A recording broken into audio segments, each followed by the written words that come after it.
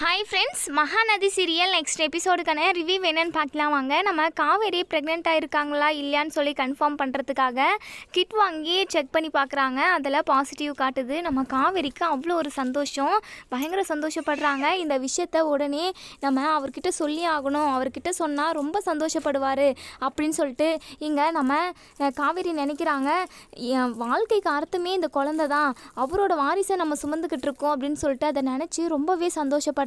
சரி, நம்ம இப்போவே போயிட்டு விஜய் கிட்ட சொல்லணும் அப்படின்றதுக்காக அவங்க இருக்கிற வீட்டுக்கு போகிறாங்க. ஆனால் அங்கே விஜய் வந்து இருக்கிறதில்ல, ஏதோ ஆஃபீஸ் விஷயமாக வெளியே போயிருப்பாங்க. எங்கே அவர் காணுமே, எங்கே போயிட்டுருக்காரு, என்ன பண்ணுறாரு அப்படி இப்படின்னு சொல்லிட்டு நம்ம காவேரிக்கு கையும் ஓடல காலும் ஓடல. அதுக்கப்புறம் வீட்டுக்கே வந்து உட்காந்துக்கிறாங்க. அவ்வளோ ஒரு சந்தோஷம் தெரியுது நம்ம காவேரி முகத்தில். எங்கள் கங்கா வராங்க. என்ன காவேரி, ரொம்ப சந்தோஷமாக இருக்க போல், முகத்தை பார்த்தாவே தெரியுதே, நேற்று வரைக்கும் காலையில் கூட வாமிட் பண்ணிக்கிட்டே இருந்தியே, இப்போ ரொம்ப சந்தோஷமாக இருக்க, என்ன விஷயம் அப்படின்னு சொல்லி கேட்க, அது வந்துக்கா அது ஒன்றும் இல்லைக்கா அப்படின்னு சொல்கிறாங்க. என்னடி, ஏதோ சந்தோஷமான ஒரு விஷயம் உனக்கு தெரிஞ்சிருக்கு, அதனால் நீ சந்தோஷமாக இருக்க, என்கிட்டயே மறைக்கிற பற்றியா அப்படின்னு சொல்லி கேட்க, அதெல்லாம் ஒன்றும் இல்லைக்கா அப்படின்னு சொல்லிட்டு நம்ம காவேரி வந்து விஷயத்த சொல்ல. ஏன்னா முதல்ல அவங்களோட புருஷன்கிட்ட தான் அந்த விஷயத்த சொல்லணும் அப்படின்னு சொல்லிட்டு நம்ம காவேரி நினைக்கிறாங்க. எங்கே போனார் இவர், எப்போ பாரு நம்ம வீட்டை சுற்றியே நம்மளை சுற்றியே இருப்பார், இப்போன்னு பார்த்து ஆளவே காணோம், சரி கால் பண்ணி பார்ப்போம் அப்படின்னு சொல்லிட்டு விஜய்க்கு கால் பண்ணுறாங்க. ஆனால் விஜய் வந்து ஃபோன் அட்டன் பண்ணுறதில்ல, ஆஃபீஸில் ஒரு மீட்டிங்கில் இருக்காங்க. அதனால் காவேரி கால் பண்ணுறது அவங்களுக்கு தெரியறதில்ல, சைலண்ட் மூடில் போட்டு வச்சிட்ருக்காங்க. எத்தனையோ டைம் கால் பண்ணுறாங்க, ஆனால் விஜய் வந்து கால் அட்டன் பண்ணுறதில்ல. அதனால் நம்ம காவேரிக்கு பயங்கர டென்ஷனாக இருக்குது. என்ன இவர் சந்தோஷமான விஷயத்த சொல்லலாம், அவரையும் சந்தோஷப்படுத்தலாம் அப்படின்னு பார்த்தா இவர் காலையும் அட்டன் பண்ண மாட்டேங்கிறாரு, எங்கேயோ போயிட்டுருக்காரு, எங்கே போயிருப்பார் அப்படின்னு சொல்லிட்டு பயங்கரமாக யோசிச்சுட்ருக்காங்க. எங்கள் மாமி வராங்க. மாமி, விஜயை பார்த்தேலா அப்படின்னு சொல்லி கேட்க, ஆமாம் விஜய் எதுக்கு நீ தேடுறேல் அப்படின்னு சொல்லி மாமி கேட்க, அது ஒன்றும் இல்லை, வீட்டுக்கு போனேன், சும்மா தான் போனேன், வீடு பூட்டி இருந்தது, அதனால தான் எங்கே போயிருக்கிறாருன்னு கேட்டேன் அப்படின்ற மாதிரி காவேரி சொல்ல, எனக்கு தெரியல காவேரி எங்கே போயிருக்கான்னு அப்படின்ற மாதிரி நம்ம மாமியுமே சொல்கிறாங்க. இன்னொரு சைடு நம்ம சாரதா இருந்துட்டு நம்ம கங்கா கிட்ட சொல்கிறாங்க, கங்கா கூடிய சீக்கிரமே அத்தாச்சி சொன்ன மாதிரி நீ எங்களுக்கு ஒரு குட்டி குழந்தைய பெற்று கொடுக்கணும், அதுதான் எங்களுக்குமே சந்தோஷம். இப்போது நீங்கள் 2 பேரும் தனியாக தானே இருக்கீங்க, சீக்கிரமாக ஒரு நல்ல விசேஷத்தை சொல்லு அப்படின்னு சொல்லிட்டு இங்கே சாரதாவுமே சொல்லிக்கிட்டு இருக்காங்க. குமரனோட அம்மா இருந்துட்டு, நானும் அதை தான் சொல்கிறேன் சாரதா, சீக்கிரமாக அவள் குழந்தை பெற்றுக்கிற வழியை பார்க்க சொல்லு, எல்லாம் ஊரில் எல்லாருமே என்னை கேட்டுக்கிட்டே இருக்காங்க, உங்கள் மருமக இன்னும் விசேஷம் எதுவுமே இல்லையா, அவங்க குழந்தை பிறக்காதா, ஏதாச்சும் அந்த பொண்ணுக்கு ப்ராப்ளம் இருக்க போகுது அப்படின்னு சொல்லிட்டு எல்லாருமே சொல்லிக்கிட்டு இருக்காங்க. அதுக்கு தான் நான் இப்போ கங்கா கிட்ட சொன்னேன், வாந்தி எடுடி, அந்த காவேரி வாந்தி எடுத்துக்கிட்டே இருந்தா, இவ வாந்தி எடுக்குவான்னு பார்த்தா அவள் வாந்தி எடுத்துக்கிட்டு இருக்கா, என்ன தான் நடக்குதுன்னு தெரியல இந்த வீட்டில் அப்படின்னு சொல்லிட்டு குமரனோட அம்மா வந்து சொல்லிக்கிட்டு இருக்காங்க. சாரதாவுக்கு ரொம்பவே வருத்தமாக போகுது. இங்கே சாரதா இருந்துட்டு கங்கா கிட்ட சொல்கிறாங்க, கேட்டுச்சா உன் மாமியார் என்னெல்லாம் பேசுகிறாங்கன்ட்டு, நீ எண்ணி 10 மாதத்தில் குழந்தைய பெற்று கொடுக்குற அப்படிங்கிற மாதிரி சொல்கிறாங்க. கங்கா இருந்துட்டு, என்னம்மா பேசுகிற, குழந்தை நம்ம நினச்சா உடனே பெற்றுக்க முடியுமா, எல்லாம் தெரிஞ்சிருந்துமே நீ இப்படி சொல்கிறம்மா அப்படின்ற மாதிரி சொல்கிறாங்க. அதெல்லாம் தெரியாதுடி, நீ கூடிய சீக்கிரமே எங்களுக்கு ஒரு குழந்தைய பெற்றுக்கொடு, அவ்வளோதான் சொல்லிட்டேன் பார்த்துக்கோ அப்படின்னு சொல்லிட்டு சாரதாலாம் பேசிக்கிட்டு இருக்காங்க. அப்போ தான் நம்ம காவேரியுமே வராங்க. ஆமாக்கா, அம்மா சொல்கிறதும் கரெக்டு தான், நீ சீக்கிரமாகவே குழந்தை பெற்று கொடுக்கா, எனக்குமே ஆசையாக தான் இருக்குது உன் குழந்தைய கையில் தூக்கி கொஞ்சணும்னு சொல்லிட்டு அப்படின்னு சொல்லிட்டு இங்கே காவேரியுமே சொல்கிறாங்க. அதுக்கப்புறம் ரொம்ப ஜாலியாக எல்லாருமே பேசிக்கிட்டு இருக்காங்க. சாரதா சரி நம்ம குமரனோட அம்மா இருந்துட்டு காவேரி கிட்ட கேட்குறாங்க, என்னடி காவேரி 2 நாளாக வாந்தி எடுத்துக்கிட்டே இருந்தே, இப்போ எப்படி இருக்குது, நல்லா இருக்கா அப்படின்னு சொல்லி கேட்குறாங்க. அதெல்லாம் நல்லா தான் இருக்குது, நீ கொடுத்தல்ல முறுக்கு அதை சாப்பிட்டு தான் நான் வாந்தியாக எடுத்துக்கிட்டு இருந்தேன், இப்போ கொஞ்சம் பரவாயில்ல நல்லா இருக்குது அப்படின்னு சொல்லிட்டு இங்கே நம்ம காவேரி வந்து அந்த ப்ரெக்னெண்ட்டாக இருக்கிற விஷயத்த சொல்லாமல் மறைக்கிறாங்க. ஏன்னா ஏதாச்சும் தப்பாக பேசுவாங்களோ திட்டுவாங்களோ அப்படின்னு சொல்லிட்டு நம்ம காவேரி வந்து விஷயத்த சொல்கிறதில்ல. ஃபஸ்ட்டு விஜய்கிட்ட நம்ம விஷயத்த சொல்லிவிட்டு அதுக்கப்புறம் என்ன நடக்குதுன்னு பார்த்துப்போம் அப்படிங்கிற மாதிரி சொல்கிறாங்க. சரி நினைக்கிறாங்க. அதுக்கப்புறம் எங்கள் விஜய் வந்து வீட்டுக்கு வந்துடுறாங்க. எங்கள் மாமி வந்து, விஜய் அம்பி உன்னை அந்த காவேரி பொண்ணு தேடிக்கிட்டு இருந்தா, இப்போ தான் வந்து கேட்டுட்டு போனான், இந்த விஜய் எங்கே இருக்கான் அப்படின்னு சொல்லிட்டு, நீ எங்கே போயிட்டுருந்த அப்படின்னு சொல்லி கேட்குறாங்க. காவேரி என்ன தேடினாளா, எதுக்கு மாமி, எதுக்கு என்னை காவேரி தேடினா, இதை நினைக்கவே ரொம்ப சந்தோஷமாக இருக்கே அப்படின்னு சொல்கிறாங்க. ஒருவேளை அந்த பொண்ணு உன்னை லவ் பண்ணும் போல் அப்படின்னு சொல்லிட்டு மாமி சொல்கிறாங்க. ஆமாம் ஆமாம் மாமி, நீங்கள் சொல்கிறதும் ரொம்ப கரெக்டாக தான் இருக்குது.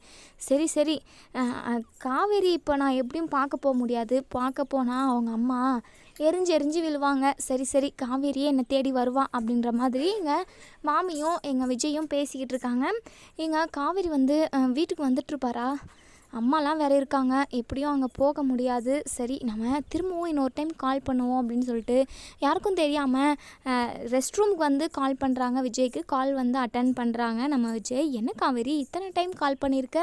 அது மட்டும் இல்லாமல் என் வீட்டுக்கு, அதாவது இங்கே வந்துட்டு போனேமே என்னை தேடி மாமி சொன்னாங்க அப்படின்னு சொல்கிறாங்க. சொல்லிட்டாங்களா? அவங்களுக்கு அதே வேலை தான். சரிங்க விஜய், எங்கே போயிருந்தீங்க நீங்கள் அப்படின்ற மாதிரி கேட்க, ஆஃபீஸ் விஷயமாக தான் போயிட்டுருந்தேன். ஆஃபீஸில் பெரிய பிரச்சனை, இது சம்பளமெல்லாம் கம்மி பண்ணி கொடுத்துக்குறாங்கன்னு சொல்லிட்டு வேலை செய்கிறவங்க எல்லாருமே ஸ்ட்ரைக் பண்ணிட்டு இருந்தாங்களாம். வேலையே நடக்கலை. அதனால தான் அந்த பிரச்சனையை போயிட்டு முடிச்சுட்டு வந்தேன். இப்போ தான் அப்படியே மைண்டே ப்ரெஷராக இருக்குது. இப்போ தான் கொஞ்சம் ரிலாக்ஸாக இருக்குது. சொல்லு காவேரி, என்னை பார்க்குறதுக்கு வந்தியமே, என்ன விஷயம் அப்படின்னு சொல்லி கேட்குறாங்க. விஜய், அது வந்து அந்த விஷயத்த உங்ககிட்ட எப்படி சொல்கிறதுன்னே எனக்கு தெரியல. ஆனால் அந்த விஷயம் தெரிஞ்சால் நீங்கள் ரொம்ப சந்தோஷப்படுவீங்க அப்படின்ற மாதிரி சொல்கிறாங்க. நம்ம விஜய் இருந்துட்டு, என்ன காவேரி சந்தோஷமான விஷயம்னு சொல்கிறேன், அப்போ சொல்லலாம் இல்லை கூச்சப்படாமல் அப்படின்னு சொல்கிறாங்க. அது வந்துங்க, அது வந்துன்னு சொல்லிட்டு தயங்கிக்கிட்டே இருக்காங்க. இங்கே பார் காவேரி, எந்த விஷயமா இருந்தாலும் என்கிட்ட டைரெக்டாக சொல்லு, சுற்றி வளைச்சி பேசாத. நீ சந்தோஷமான விஷயம்னு வேறு சொல்கிற, சீக்கிரமாக சொல்லு, அதை தெரிஞ்சுக்கணும்னு எனக்கு ஆசையாக இருக்குல்ல அப்படின்ற மாதிரி சொல்கிறாங்க. அது வந்துங்க, நான் கர்ப்பமாக இருக்கேன், நீங்கள் அப்பாவாக போகிறீங்க அப்படின்னு சொல்லிட்டு அப்படியே ஒரு மாதிரி கூச்சத்தோடு நம்ம காவேரி சொல்கிறாங்க. இதை கேட்டதுமே, என்ன காவேரி சொல்கிற, உண்மையாவா? இந்த விஷயத்த நான் எக்ஸ்பெக்ட் பண்ணவே இல்லை. ஒரு விஷயம் நம்ம எக்ஸ்பெக்ட் பண்ணாமல் ரொம்ப சந்தோஷமான விஷயம் நடந்தால் நமக்கு எவ்வளோ சந்தோஷமாக இருக்கும். அப்படி இருக்குது எனக்கு. நான் எக்ஸ்பெக்ட் பண்ணாத ஒரு விஷயம் தாத்தாவுக்கும் பாட்டிக்கும் தெரிஞ்சால் ரொம்ப சந்தோஷப்படுவாங்க. காவேரி, நீ இப்போவே நான் உன்னை பார்த்தே ஆகணும் அப்படின்னு சொல்லிட்டு நம்ம விஜய் சொல்கிறாங்க. எனக்குமே அப்படி தாங்க இருக்குது. ஆனால் எங்கள் அம்மா இருக்காங்களே, எங்கள் பார் காவேரி, இதுக்கப்புறம் அம்மா அப்பா எதுவுமே சொல்லாத, தயவு செஞ்சு நீ என்னை பார்க்குறதுக்காக வா. இதுக்கப்புறம் நீயும் நானும் பிரிஞ்சு இருக்கிறதுல எந்த ஒரு அர்த்தமும் இல்லை. நம்ம குழந்தைக்காக நம்ம 2 பேரும் ஒன்று சேர்ந்து தானே இருக்கணும். நீ வேணா இந்த விஷயம் உன் அம்மாக்கே சொல்லிப்பார். கண்டிப்பாக உன் அம்மாவே உன்னை என்னையும் சேர்த்து வச்சுருவாங்க. ஏன்னா குழந்தைக்காக கண்டிப்பாக இப்படி ஒரு முடிவு எடுக்க தான் செய்வாங்க. இனிமே நம்ம பிரிஞ்சு இருக்க வேண்டிய எந்த ஒரு அவசியமும் இல்லை. நம்ம குழந்தை நம்மளை ஒன்று சேர்த்து வைக்க போகுது அப்படின்னு சொல்லிட்டு விஜய் வந்து சொல்கிறாங்க. காவேரிக்குமே பயங்கர சந்தோஷம். இந்த விஷயம் தெரிஞ்சதுமே எனக்குமே ரொம்ப சந்தோஷமாக இருக்குதுங்க. எனக்குமே உடனே உங்களை பார்க்கணும், உங்கள் கூட பேசணுன்ட்டு ஆசையாக இருந்தது. யாருக்குமே தெரியாது. முதல்ல உங்ககிட்ட தான் சொல்லணும்னு ஆசைப்பட்டேன். அதனால தான் உங்ககிட்ட சொன்னேன். உங்கள் வீட்டுக்கு கூட வந்தேன் நான். நீங்கள் தான் ஆளே காணோம். ஃபோன் கூட எத்தனை டைம் பண்ணேன், நீங்கள் அட்டன் பண்ணவே இல்லை அப்படின்னு சொல்கிறாங்க. சாரி காவேரி, சாரி, ரொம்ப சாரி. இந்த சந்தோஷமான விஷயம் சொல்லியிருக்கேன். சரி, நான் இப்போ உங்கள் வீட்டுக்கு வரேன் அப்படின்னு சொல்கிறாங்க. உச்சுச்சோ வேணாம், அம்மா இருக்குது அப்படின்னு சொல்கிறாங்க. யார் வேணாலும் இருக்கட்டும், இப்போது கண்டிப்பாக நம்ம ஒன்று சேர தான் போகிறோம். உங்கள் அம்மாவே நம்மளை சேர்த்து வச்சிட போகிறாங்க. நான் உடனே வரேன் அப்படின்னு சொல்லிட்டு நம்ம விஜய் வந்து எங்கள் சாரதா வீட்டுக்கு போகிறாங்க. இங்கே சாரதா இருந்துட்டு என்ன இந்த காவேரி மணிக்கணக்கில் டாய்லெட் போயிட்டு உட்காண்ட்ருக்கா அப்படின்னு சொல்லிட்டு கதவை தட்டுறாங்க. இங்கே காவேரிக்கு பயங்கரமாக பதட்டமாக இருக்குது. என்ன அம்மா இவ்வளோ சவுண்டாக கூப்பிடுறாங்களேன்னு சொல்லிட்டு ஓப்பன் பண்ணுறாங்க. காவேரி, என்னடி என்ன பண்ணிக்கிட்டு இருக்க? எவ்வளோ நேரம் பாத்ரூம்லேயே உட்காண்ட்ருப்ப அப்படின்னு சொல்லி கேட்குறாங்க. கையில் ஃபோன் இருக்குது, அப்போது தான் ஸ்க்ரீனுமே ஆஃப் ஆகுது. என்ன, யார் கூட ஃபோன் பேசினேன்? திருட்டுத்தனமாக டாய்லெட்டில் உட்காந்து யார் கூட பேசிக்கிட்டு இருக்க? ஓ, அந்த விஜய் கூட தான் பேசிக்கிட்டு இருக்கியா? நீ திருந்தவே அவன் கூட போயிட்டு நீ ஒரு நரக வாழ்க்கையை வாழணும்னு ஆசைப்படுற போல. அவன் நல்லவனா சொல்லு? ஏன் காவேரி திரும்ப உனக்கு ஃபஸ்ட்டு இருந்து எல்லாத்தையும் புரிய வைக்கணுமா? நான் எத்தனை டைம் சொன்னாலுமே உனக்கு புத்தியே வராதா? உன்னை நான் எத்தனை டைம் தான் திட்டுறது அப்படின்னு சொல்லிட்டு சாரதா வந்து பயங்கரமாக திட்டுறாங்க. அது வந்துமா அப்படின்னு சொல்லி இங்கே நம்ம காவேரி வந்து ரொம்பவே பயப்படுறாங்க. நம்ம காவேரி ப்ரெக்னெண்ட்டாக இருக்கிற விஷயத்த வந்து அம்மா கிட்ட சொல்லலாமா வேணாவா? ஒருவேளை சொன்னால் அம்மா குழந்தைய கலைக்க சொல்லுவாங்களோ, அந்த அளவுக்கு தான் கோவப்படுறாங்க. இவங்கக்கிட்ட விஷயத்த சொல்லவே கூடாது அப்படிங்கிற மாதிரி காவேரி வந்து யோசிக்கிறாங்க. அப்போ தான் நம்ம விஜய் வந்து நிற்கிறாங்க. அத்தை அப்படின்னு சொல்கிறாங்க. உடனே பின்னாடி திரும்பி பார்த்ததும் விஜயை பார்த்ததுமே இங்கே நம்ம சாரதா வந்து பயங்கரமாக கோவப்படுறாங்க. தம்பி, எதுக்காக நீங்கள் இங்கே வந்தீங்க? உங்களுக்கு என்ன வேலை இருக்குங்க? எதுக்காக தேவையில்லாமல் எங்கள் குடும்பத்தை இப்படி துரத்தி டார்ச்சர் பண்ணிக்கிட்டே இருக்கீங்க? இதுக்கப்புறமும் எங்கள் குடும்பத்துக்கிட்ட வந்து நீங்கள் இந்த மாதிரி பிரச்சனை பண்ணிக்கிட்டு இருந்தீங்கன்னா நடக்கிறதே வேறு பார்த்துக்கோங்க அப்படின்னு சொல்லிட்டு எங்கள் சாரதா கோவப்படுறாங்க. எதுக்கு ஆண்டி, எதுக்கு இவ்வளோ ப்ரெஷர் ஆகுறீங்க? எதுக்கு இவ்வளோ கோவப்படுறீங்க? இப்படியெல்லாம் கோவப்படாதீங்க, அதுக்கப்புறம் உடம்புக்கு கேடு, உடம்புக்கு நல்லதே கிடையாது அப்படின்னு சொல்லிட்டு எங்கள் விஜய் சொன்னதுமே எங்கள் சாரதா இருந்துட்டு, இங்கே பாருங்கள் தம்பி, நீங்கள் அதெல்லாம் சொல்லிக்கிட்டு இருக்காதீங்க. நீங்கள் வராமல் இருந்தாவே கண்டிப்பாக நான் நல்லா தான் இருப்பேன். நீங்கள் வரதுனால தான் நான் நிறைய கோவப்படுறேன் அப்படின்னு சொல்கிறாங்க. இல்லை அத்தை, நம்ம எல்லாருமே இனி ஒன்றா இருக்கிற தருணம் வந்துருச்சு அத்தை. காவேரி நானும் ஒன்று சேர்ந்து வாழ போகிற தருணம்னே சொல்லலாம் அப்படின்னு சொல்லி விஜய் சொல்கிறாங்க. இங்கே பாருங்கள் தம்பி, அப்படி ஒரு காரியம் மட்டும் நடக்கவே நடக்காது. அப்படி நடக்கவும் கூடாது. உங்கள் கூட என் பொண்ணு வாழ்ந்தா அது நல்லாவே இருக்காது. வாழ்க்கையே ஒரு அடிமையான வாழ்க்கையாக தான் இருக்கும். அவளை நீங்கள் சந்தோஷமாகவே பார்த்துக்க மாட்டீங்க அப்படிங்கிற மாதிரி சொல்கிறாங்க. இங்கே நம்ம விஜய் இருந்துட்டு, ஏன் அத்தை, அப்பத்துலேருந்து இப்போ வரைக்குமே எனக்கு கொஞ்சம் கூட புரிஞ்சிக்கவே இல்லையா? நீங்கள் ஏதோ ஒரு அக்ரிமெண்ட் போட்டு கல்யாணம் பண்ணிவிட்டு அது தெரியாமல் பண்ண தப்பு ஆண்டி. அது மட்டும் இல்லாமல் வீட்டை விட்டு போன்னு சொன்னதுக்கு காரணம் நிறைய இருக்குது. நான் காவேரிக்கு சர்ப்ரைஸ் பண்ணணும்னு நினச்சேன். எங்கள் கல்யாண நாளாதுமா அவளை ஊட்டிக்கு கூட்டிகிட்டு போயிட்டு கொடைக்கானல் கூட்டிகிட்டு போயிட்டு அதுவும் உங்கள் வீட்டில் எங்களோட கல்யாண நாளை கொண்டாடணும்னு நான் நினச்சேன் ஆண்டி. அதனால தான் ட்ரெஸ் எல்லாத்தையுமே பேக் பண்ண சொன்னேன். நீங்கள் வந்தப்போ தான் உங்கள் வீட்டுக்கு கிளம்புன்னு சும்மா தான் நான் அவளை வெறுப்பேற்றுறதுக்காக தான் சொன்னேன் அத்தை. தயவு செஞ்சு இதை புரிஞ்சுக்கோங்க. அவளுக்காக நான் எவ்வளோலாம் சர்ப்ரைஸ் வச்சுக்கிட்டு இருந்தேன் தெரியுமா? எல்லாமே அந்த ஒரு வார்த்தையால் எல்லாமே முடிஞ்சு போச்சு அத்தை. தயவு செஞ்சு என்னை புரிஞ்சுக்கோங்க. என்னை இப்போ வரைக்குமே நீங்கள் தப்பாக தான் புரிஞ்சுக்கிட்டு இருக்கீங்க. காவேரிக்கு தெரியும் என்னை பற்றி. காவேரியை நான் எப்படியெல்லாம் பார்த்துக்கிட்டேன்னு அவளுக்கு தெரியும். அவள் மேலே நான் எவ்வளோ அன்பு வச்சுருக்கேன், எவ்வளோ லவ் வச்சுக்கிட்டு இருக்கேன் அவளுக்கு தான் தெரியும் அத்தை. தயவு செஞ்சு என்னை இப்போ வரைக்குமே கெட்டவனாகவே பார்க்காதீங்க. ஏற்கனவே நான் உங்ககிட்ட சொல்லியிருப்பேன், நான் உங்கள் பையன் மாதிரி உங்களுக்கு எல்லாத்தையுமே நான் பண்ணுவேன். அதே மாதிரி எனக்கு சின்ன வயசுலேருந்தே அம்மா இல்லை. என் அம்மாவை தான் உங்களை பார்க்குறேங்க. அதே சமயம் உங்கள் பொண்ணு தப்பு பண்ணால் நீங்கள் வந்து மன்னிச்சு ஏற்றுப்பீங்க. அதே மாதிரி தானே நான் உங்கள் பையன் தானே, ஏதோ தெரியாமல் ஒரு தப்பு பண்ணிட்டேன், நீங்கள் என்னை மன்னிச்சு ஏற்றுக்கக்கூடாதா அப்படின்னு சொல்லிட்டு ஒரு வழியாக நம்ம விஜய் வந்து சாரதா மனசை கரைச்சிடுறாங்க. நம்ம சாரதாக்கே ஒரு நிமிஷம் நம்ம மன்னிச்சு ஏற்றுக்குவோமா அப்படின்ற ஒரு யோசனையே வந்துடுச்சு. சரி தம்பி, நீ பேசுகிறதெல்லாம் நல்லா தான் இருக்குது. ஆனால் நான் கண்ணால் பார்த்த விஷயமெல்லாம், என் பொண்ணுக்கு நடந்த விஷயமெல்லாம் என்னால் இப்போ வரைக்குமே மறக்க முடியல தம்பி. ஏதோ இதுக்கப்புறம் நடந்து போச்சு. நீங்கள் 2 பேரும் ஒன்று சேர்ந்துன்னு வாழணும்னு தான் நான் நினைக்கிறேன். ஆனால் அந்த வெண்ணிலாவை வேறு இந்த வீட்டில் இருக்கா. அதை நினைக்க எனக்கு அவ்வளோ ஒரு கடுப்பாகுது. என் பொண்ணு வாழ்க்கையில் இன்னொருத்தி வந்து உட்காரணுமான்றது எனக்கு சுத்தமாக பிடிக்கல தம்பி அப்படின்ற மாதிரி சொல்கிறாங்க. அத்தை, நீங்கள் எதுக்காகவும் கவலைப்படாதீங்க. எல்லாத்துக்குமே ஒரு முடிவு இருக்கும். நான் உண்மையாகவே வெண்ணிலாவை எந்த ஒரு சுச்சுவேஷன்லுமே தப்பான கண்ணோட்டத்தில் பார்த்ததே கிடையாது. நீங்கள் உங்கள் பொண்ணுக்கு வந்து ஏதாச்சும் ஒரு தப்பு நடந்துருமோ, வாழ்க்கை வந்து நல்லா இருக்காது, அவள் ரொம்ப கஷ்டப்படுவா என் கூட இருந்தா அப்படின்னு சொல்லிட்டு நீங்கள் யோசிக்கிறீங்க, எனக்கு புரியுது. ஆனால் நான் அப்படி கிடையாது. வெண்ணிலாவை உடம்பு சரியாகணும். அவளுக்கு உடம்பு வந்து சரியாயிட்டுச்சுன்னா, அதாவது பழைய நினைவு எல்லாமே வந்துருச்சுன்னா அவங்க வீட்டுக்கே நான் அவளை அனுப்பி வச்சுருவேன் அத்தை. வெண்ணிலா ரொம்ப நல்ல பொண்ணு, அவள் பாவம், அவளுக்கு சரியாகணும் அத்தை. அது மட்டும்தான். அவளை தப்பான கண்ணோட்டத்தில் நான் எப்போவுமே பார்த்தது கிடையாது. 7 ஜென்மத்துக்கும் காவேரி மட்டும்தான் என் பொண்டாட்டி. ப்ளீஸ் அத்தை, இதை நீங்கள் மட்டும் புரிஞ்சுக்கோங்க. அது மட்டும் இல்லாமல் இப்போ ஒரு சந்தோஷமான விஷயத்தோடு நான் வந்திருக்கேன் அப்படின்னு சொல்கிறாங்க. நீங்கள் ஆயாவாக போகிறீங்க அப்படின்னு சொல்லிட்டு இங்கே நம்ம விஜய் வந்து சொல்கிறாங்க. இங்கே நம்ம காவேரி வந்து சிரிச்சிடுறாங்க. என்ன ஆயாவா அப்படின்னு சொல்லிட்டு இங்கே நம்ம சாரதாவுக்கு ஒரு மாதிரி ஆகிடுது. இங்கே விஜய் இருந்துட்டு, அத்தை, அதாவது நானும் காவேரியும் அம்மா அப்பா ஆக போகிறோம்.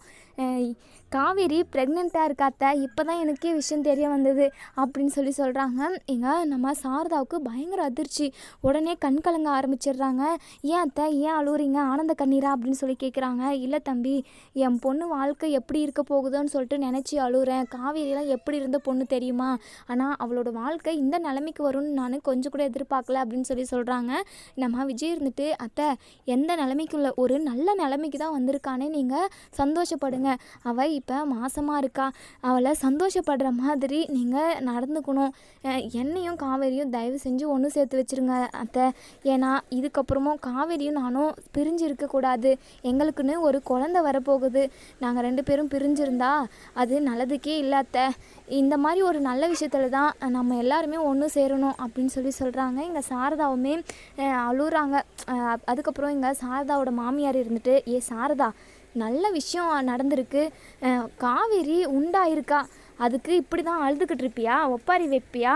இங்கே பார் சாரதா, பெரிய மனசு பண்ணி எங்கள் காவேரியும் விஜயையும் ஒன்று சேர்த்து வை, அவங்க 2 பேரும் ஒன்று சேர்ந்து வாழ்ந்தாதான் நமக்கும் பெருமை, அவங்களுக்கும் நல்லது அப்படின்னு சொல்லிட்டு அவங்களுமே சொல்கிறாங்க. அதுக்கப்புறம் சாரதா இருந்துட்டு, சரி தம்பி, இதுக்கப்புறம் நான் பேசுகிறதுக்கு ஒன்றுமே இல்லை, காவேரி உங்கள் கூட கூட்டிகிட்டு போங்க அப்படின்னு சொல்கிறாங்க. விஜய்க்கு அவ்வளோ ஒரு சந்தோஷம், அப்படியே வானத்தில் பறக்கிறாங்க. உடனே காவேரி வந்து தூக்கிட்டு சுற்றுறாங்க. காவேரி, உன் அம்மாவே சம்மதிச்சிட்டாங்க, நான் சொன்னேன்ல கண்டிப்பாக உன் அம்மாவே நம்மளை சேர்த்து வச்சுருவாங்கன்னு சொல்லிட்டு, இதுக்காக தான் நான் இத்தனை நாள் கஷ்டப்பட்டேன், இதுக்கப்புறம் நம்ம வீட்டுக்கே போயிடுவோம், இதுக்கப்புறம் உனக்கு எந்த ஒரு கஷ்டமும் வராது, நான் உன்னை ராணி போல் வச்சு காப்பாற்றுவேன் அப்படி இப்படின்னு சொல்லிட்டு நம்ம விஜய் வந்து பயங்கர சந்தோஷத்தால் பேசிக்கிட்டு இருக்காங்க. எங்கள் காவேரிக்குமே ரொம்ப சந்தோஷம். உடனே நம்ம சாரதா காலில் விழுந்து, அம்மா என்னை ஆசீர்வாதம் பண்ணுமா, நீ இப்படி மனசு மாறுவேன்னு சொல்லிட்டு நான் கொஞ்சம் கூட எதிர்பார்க்கலம்மா, எனக்கு ரொம்ப சந்தோஷமாக இருக்குது, அம்மா எப்போவும் நீ என் கூடவே இருக்கணும்மா, எதுக்காகவும் என்னை வெறுத்து ஒதுக்கிடாத, உன்னெல்லாம் எனக்கு ரொம்ப பிடிக்கும்மா, அப்பா இல்லை நமக்கு, நம்ம எல்லாரும் எப்போவும் ஒன்றாவே இருக்கணும், இதுக்காக தான் நான் உன்னை எப்போவுமே உன் பேச்சை மீறி போகக்கூடாதுன்னு தான் நான் உன் கூடவே இருந்தேன், இப்போது உன் மனசார நீ விஜய் கூட ஒன்று சேர்ந்து வாழுன்னு சொல்லிட்டம்மா, இதே எனக்கு போதும், எப்போவும் நீ என் கூடவே இருக்கணும் அப்படின்னு சொல்லிட்டு நம்ம காவேரியுமே ஒரு சில விஷயமெல்லாம் பேசுகிறாங்க. நம்ம கங்கா இருந்துட்டு, காவேரி வாழ்த்துக்கள்ரி அப்படின்னு சொல்கிறாங்க. தேங்க்ஸ்க்கா அப்படின்னு சொல்லி எங்கே சொல்கிறாங்க. எங்கே நம்ம குமரனோட அம்மா இருந்துட்டு, கங்கா உனக்கு சின்னவ, அவளே இப்போ மாசமாயிட்டா, நீ எல்லாம் என்னத்துக்கு தான் இருக்கிறியோ இந்த உலகத்தில், எதுக்கு தான் நீ அதாவது உயிரோடு இருக்கியோ அப்படி இப்படின்னு சொல்லிட்டு அவங்கள கஷ்டப்படுத்துகிற மாதிரி பேசுகிறாங்க. உடனே காவேரி இருந்துட்டு, இங்கே பாருங்கள் அத்தை, தேவையில்லாமல் கங்கா அக்காவை கஷ்டப்படுத்தாதீங்க, கண்டிப்பாக அக்காவுக்குமே குழந்த பாக்கியம் கிடைக்கும், ஏன்னா கங்கா அக்கா அவ்வளோ நல்லவங்க அப்படின்னு சொல்கிறாங்க. உடனே நம்ம சாரதா இருந்துட்டு, இங்கே பாருங்கள் அத்தாச்சி, இத்தனை நாளாக நாங்கள் எல்லோரும் ஒரே வீட்டில் இருந்தோம், ஒரே ரூம் தாங்க, இங்கே தான் நாங்கள் வேறு வீடு ஷிஃப்ட் ஆகி வந்துட்டோம்ல, இப்போ தனியாக அவங்களுக்கு ஒரு ரூம் கொடுத்துருக்கோம், இதுக்கப்புறம் அவள் நல்ல விஷயம் கண்டிப்பாக சொல்லுவா அப்படின்னு சொல்லிட்டு சாரதாவுமே சொல்கிறாங்க. அதே மாதிரி எங்கள் சாரதாவோட மாமியாருமே சொல்கிறாங்க, வாயை மூடிக்கிட்டு கம்மன் இருடி, இனிமே தான் எல்லாம் ஒவ்வொன்றா நல்லதே நடக்கும், நமக்கு எல்லாமே மாறிக்கிட்டு வருது இல்லை, கண்டிப்பாக கங்காவுக்குமே ஒரு குழந்த பாக்கியம் கிடைக்கும், குழந்தை பெற்று கொடுப்பா, கொஞ்சம் அவசரப்படாமல் இருடி அப்படின்னு சொல்கிறாங்க. அதுக்கப்புறம் நம்ம காவேரியும் விஜயும் அவங்க வீட்டுக்கு போகிறாங்க. ரொம்ப சந்தோஷமாக போகிறாங்க. போகிறதுக்கு முன்னாடியே ஸ்வீட்டுமே வாங்கிட்டு போயிடுறாங்க. இங்கே நம்ம காவேரியும் நம்ம விஜயும் ஒன்றா பார்த்த தாத்தாவுக்கு அவ்வளோ ஒரு சந்தோஷம். உடனே பாட்டியை கூப்பிடுறாங்க, இங்கே வந்து பாரு என்ன ஒரு அதிசயம் நடந்திருக்கு அப்படின்னு சொல்லிட்டு. பாட்டி வந்து விஜயும் காவேரியும் பார்த்துட்டு அவ்வளோ ஒரு சந்தோஷப்படுறாங்க. இன்னும் விஜய் ஒரு வழியாக காவேரியோட குடும்பத்தை சமாதானம் செஞ்சு கூட்டிகிட்டு வந்துட்டியா, ரொம்ப சந்தோஷம்பா, காவேரியை நினச்சி நீ எவ்வளோ வருத்தப்பட்டுக்கிட்டு இருந்த, அவளை நினச்சி எத்தனை ராத்திரி சாப்பிடாமல் இருந்திருக்க, எத்தனை ராத்திரி தூங்காமல் இருந்திருக்க, எப்படியோ நீ நினச்ச மாதிரியே காவேரியை ஒரு வழியாக நம்ம வீட்டுக்கே கூட்டிகிட்டு வந்துட்ட, சரி இரு அங்கே இரு, உள்ளே வராத, நான் போயிட்டு ஆர்த்தி எடுத்துகிட்டு வந்துடுறேன் அப்படின்னு சொல்லிட்டு ஆர்த்தி கொண்டு வந்து நம்ம விஜய்க்கும் காவேரிக்கும் இறங்க வாங்குறாங்க. அதுக்கப்புறம் உள்ளே வந்து, என்ன விஜய் நீ நினச்ச மாதிரி காவேரி கூட்டிகிட்டு வந்துட்ட, சந்தோஷம்தான், சரி என்ன ஸ்வீட் பாக்ஸு கையில் அப்படின்னு சொல்லி தாத்தா கேட்க, எங்கள் காவேரி இருந்துட்டு, தாத்தா உங்களுக்கு ரொம்ப சந்தோஷமான ஒரு விஷயம் சொல்ல போகிறோம், நீங்கள் அதை கேட்டிங்கன்னா ரொம்ப ரொம்ப சந்தோஷப்படுவீங்க அப்படின்னு சொல்கிறாங்க. என்னம்மா விஷயம் அப்படின்னு சொல்லி கேட்க, நீங்கள் ஃபஸ்ட்டு ஸ்வீட் எடுத்துக்கோங்க அப்படின்னு சொல்லிட்டு எங்கள் தாத்தாவுக்கும் பாட்டிக்கும் கொடுக்குறாங்க. அப்போ தான் எங்கள் ராகினி வந்து நிற்கிறாங்க. வா ராகினி, அடடே உன்னை தான் நான் எதிர்பார்த்தேன், சே இந்தா ஸ்வீட் எடுத்துக்கோ அப்படின்னு சொல்லிட்டு காவேரி வந்து தில்லா திமுறாக பேசுகிறாங்க. எங்கள் ராகினிக்கு பயங்கரமாக கடுப்பாகுது. ஃபஸ்ட்டு நீ வந்ததே எனக்கு பிடிக்கல, இதில் ஸ்வீட்டு எதுக்கு, இல்லை ஒரு சந்தோஷமான விஷயந்தான், அதை கேட்டால் நீ வயிறு எரிஞ்சு சாவுவில்ல, அதுக்கு தான் அப்படின்னு சொல்கிறாங்க. எங்கள் பார் காவேரி, திமுறாலாம் என்கிட்ட பேசாத, என்ன விஷயம் ஃபஸ்ட்டு அப்படி தான் சொல்லு அப்படின்னு சொல்ல, இங்கே நம்ம காவேரி இருந்துட்டு ஃபஸ்ட்டு ஸ்வீட் எடுத்துக்கோ, அதுக்கப்புறம் தாத்தா பாட்டிக்கிட்ட விஷயத்த சொல்லிவிட்டு அதுக்கப்புறம் நீயா தெரிஞ்சுக்குவே என்ன விஷயம்னு சொல்லிட்டு அப்படின்ட்டு எங்கள் நம்ம காவேரி வந்து சொல்கிறாங்க. அதுக்கப்புறம் நம்ம காவேரியும் விஜயும் ஒன்று சேர்ந்து சொல்கிறாங்க, தாத்தா காவேரி ப்ரெக்னெண்ட்டாக இருக்கா தாத்தா அப்படின்னு சொல்கிறாங்க. இதை கேட்டதுமே என்னப்பா சொல்கிற விஜய், உண்மையாவா காவேரி அப்படின்னு கேட்குறாங்க. ஆமாம் தாத்தா, நான் ப்ரெக்னெண்ட்டாக இருக்கேன் அப்படின்னு சொன்னதுமே அவ்வளோ ஒரு சந்தோஷம். எங்கள் ராகினிக்கு புகையுது. என்ன ப்ரெக்னெண்ட்டாக இருக்காளா? அப்போது இதுக்கப்புறம் இவ எங்கே தான் இருப்பாளா? அப்புறம் எல்லாம் ஒன்று சேர்ந்துட்டாங்களா அப்படின்னு பயங்கரமாக வயிற்றுச்சல்படுறாங்க. எங்கள் தாத்தாவுக்கு பயங்கர சந்தோஷம். குடுமா, நிறைய ஸ்வீட் குடுமா, நான் எல்லாத்தையுமே நானே சாப்பிட்டுக்கிறேன், ரொம்ப ரொம்ப சந்தோஷமான விஷயத்த தான்மா சொல்லியிருக்கீங்க அப்படின்னு எங்கள் தாத்தாவுமே சொல்கிறாங்க. இதோட இந்த ரிவ்யூ முடியுது. இதுக்கப்புறம் என்ன நடக்கும் வெயிட் பண்ணி பார்ப்போம் ஃப்ரெண்ட்ஸ். வீடியோ பிடிச்சிருந்தா லைக் பண்ணி கமெண்ட் பண்ணி தெரிவிங்க ஃப்ரெண்ட்ஸ். விஜயும் காவேரியும் ஒன்று சேர்ந்தது யாருக்கெல்லாம் பிடிச்சிருக்கோ அவங்க எல்லாருமே ரெட் கலர் ஹார்ட்டை தட்டி விட்டு தெரிவிங்க. தேங்க்யூ.